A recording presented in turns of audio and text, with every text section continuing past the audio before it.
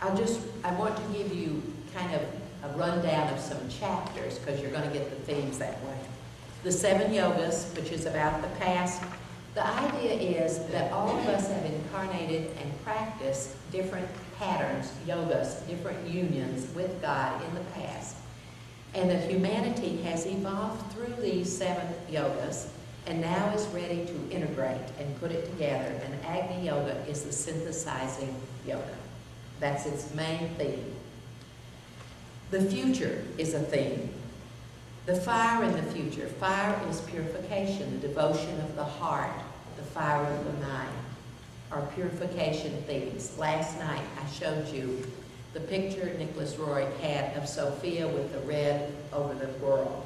It is the fiery substance of the intuitional plane that will clear the path for the Christ within to emerge in humanity.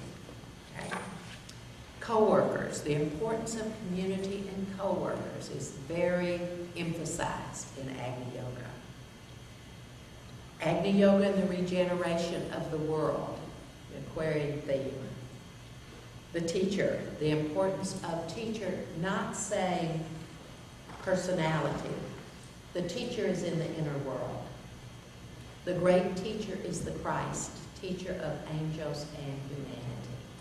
And that inspiration is stepped down through adepts to 4th degree initiates, to 3rd degree initiates, to 2nd degree initiates, to 1st degree initiates, to practitioners.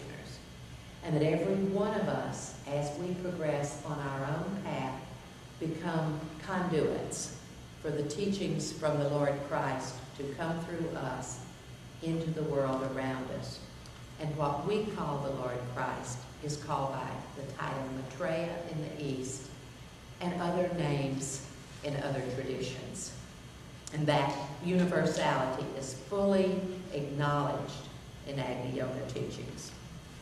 The expansion of consciousness, the importance of labor, the importance of beauty, the path of probation, qualities of an Agni Yogi, Maitreya and the age of woman.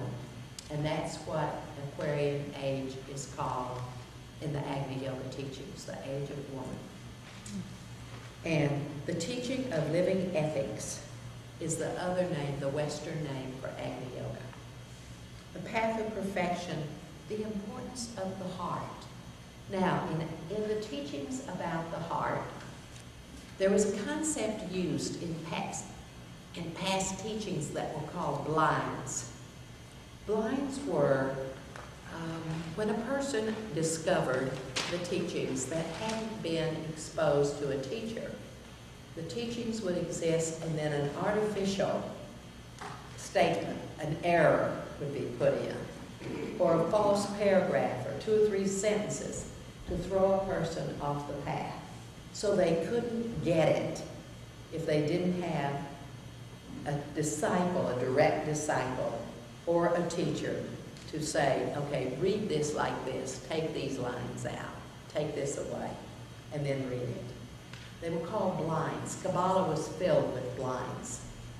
Later editions are not so much so, but even this was done up to 100 years ago. So a lot of the old material has blinds in it.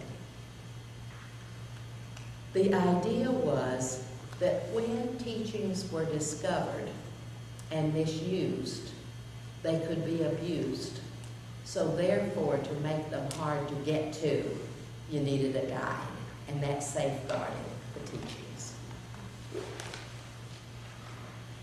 So what I was going to say, in Agni Yoga and in the Bailey teachings, when it uses the word heart, it is saying the soul.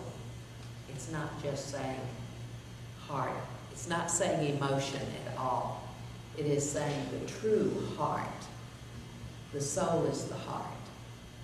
And when our heart beats in harmony with the great heart, then we are linked in that. Now we purify ourselves in such a way that our heart becomes the heart that can bring the outpouring of lots of vital energy through from the inner world to step it down to the outer world.